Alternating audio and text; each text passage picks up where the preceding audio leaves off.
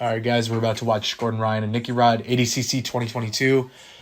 Gordon Ryan gave Nicky Rod that leg so that he could pull guard. I think he was going to get a penalty if he played guard without getting taken down, but there were no points for the takedowns in that period. 20-minute match. I don't think he wants to wrestle with Nicky Rod for 20 minutes, so he wanted to play guard in this match.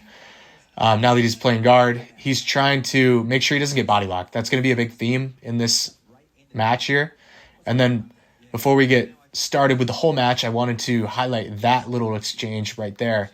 So Nicky Rod is really staying back, and he's going to be really stally in this game, to be honest, in this match. He's going to be trying to make sure he doesn't get leg locked, which is good. I mean, it's his prerogative to be controlling the terms of engagement on top. But Gordon Ryan does a lot of movements like this where he heists up and threatens to come up on top of Nicky Rod, and Nicky Rod has to start bringing his body up and exposing the underbelly more. And then Gordon goes back down under for like dummy sweeps and connections. So this is a really good way to play guard against a top player, especially if they're really hard to engage with and they don't want to necessarily commit to any grips. You try to threaten coming up and heist, and then they have to get up, and that allows you to go back underneath them.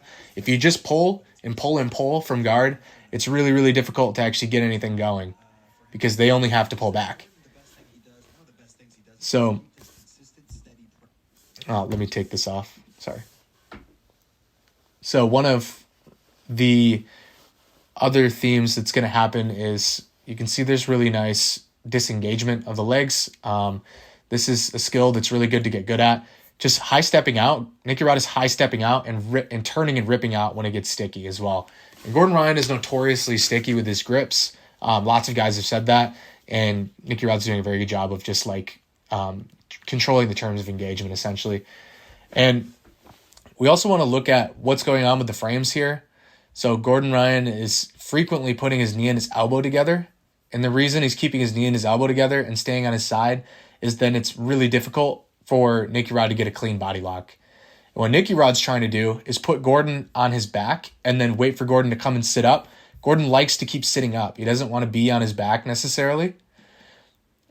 It's more offensive to be sitting up. And with a guy like Nicky Rod, you want to throw them off their passing patterns. So he wants to be offensive, so he's trying to sit up. Nicky Rod pulls his legs out to try to get him to be down and then sit back up. And you can see when somebody is being forced down to their back and they try to sit back up, their arms come away from their body so they can sit up.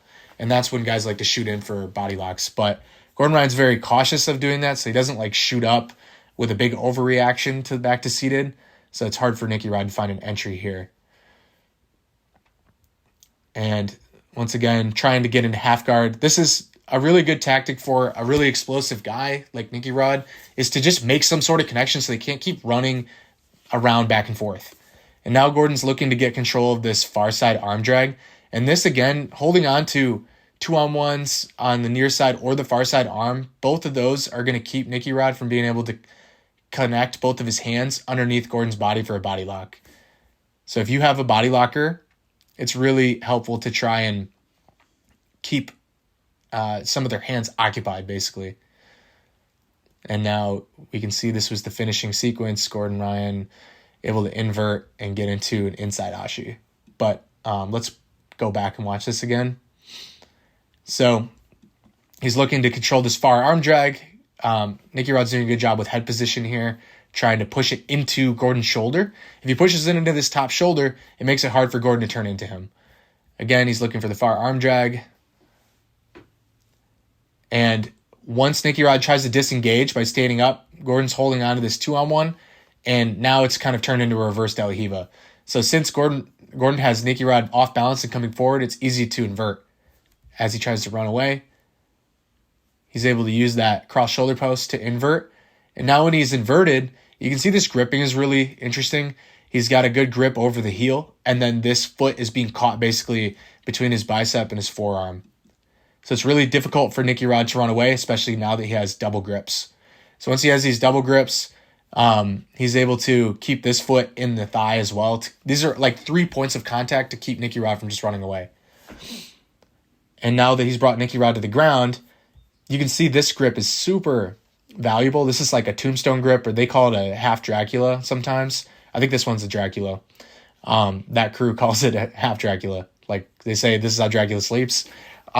But what it's doing is it's making the foot like a knot at the end of the rope. It's really difficult for Nicky Rod to just pull his leg out at this point. And now Gordon's going to throw over top to get to an inside heel hook. So he threw basically into a cross ashi here. And this grip is so valuable because it keeps Nicky Rod from being able to turn in this direction because he's got control of his toes. You can't turn your toes in that direction. You're not going to be able to turn your body in that direction and start going in the directions you need to escape, because Nicky Rod needs to turn to his right and dip his knee out of this.